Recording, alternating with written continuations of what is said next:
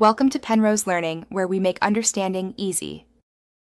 You start by confirming the environment.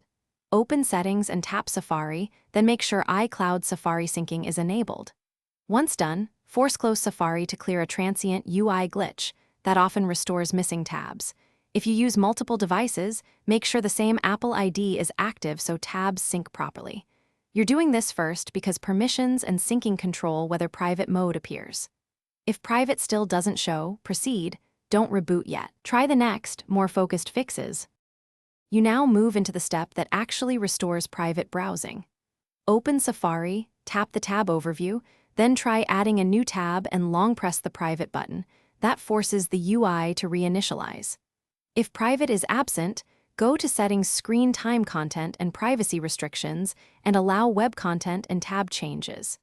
Make sure Safari itself isn't restricted. These steps fix cases where system restrictions or a small UI error hide the private option, so you can get it back without full resets. You finish by applying stronger fixes only if earlier steps failed. Sign out of iCloud and sign back in to refresh Safari syncing. Once complete, check private again.